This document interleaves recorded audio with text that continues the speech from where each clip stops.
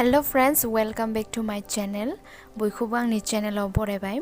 दिनै आं नोंथांमोननि गेजेराव मोनसे भिडिअ लानानै फैदो। बे भिडिअआनो जाहैबाय लोगोफोर जोङो गुगल एडसेन्स पिन मोननायनि उनाव जोङो माबोरै एप्लाइ खालामो बा माबोरै भेरिफिकेशन खालामो बिनिनो आं मोनसे भिडिअ लानानै फैदो। स' नोंथांमोना इन्ट्रेस्टेडब्ला आरो जायफोरा गोदान इउटुबार बिथांमोननि थाखाय हेल्पफुल जागोन होननानै आं बे भिडिअखौ लाबोबाय। स' नोंथांमोना नायलांदो। फार्स्टआवनो नोंथांमोना गुगलाव थांनानै गुगल एडसेन्स लगिन होनानै टाइपिं खालामदो। बेनि उनावहाय गुगल एडसेन्स लिरनाय दङ एलाय बेयाव क्लिक खालामदो। बेयाव क्लिक खालामखांनायनि उनावहाय नेटा आंना एसे स्ल' दे।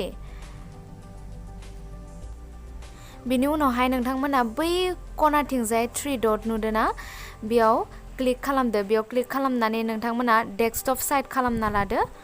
डेस्कटप साइड खालामखांनायनि उनावहाय भेरिफाइ नोंथांमोना आं आन्डारलाइन खालामना दोनदो। बिदि पेज नुनायनि उनाव बे भेरिफाइआव क्लिक खालामदो।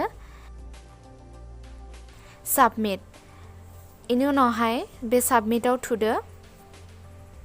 साबमिटआव थुनायनि उनावहाय भिउ मर बेयाव थुदो। भिउ मर बेयाव थुदो। भिउ मराव थुनायनि उनाव नोंथांमोना नै आइडेन्टिटी भेरिफिकेशन एड्रेस भेरिफिकेशन गाहायाव खोन्थिदो।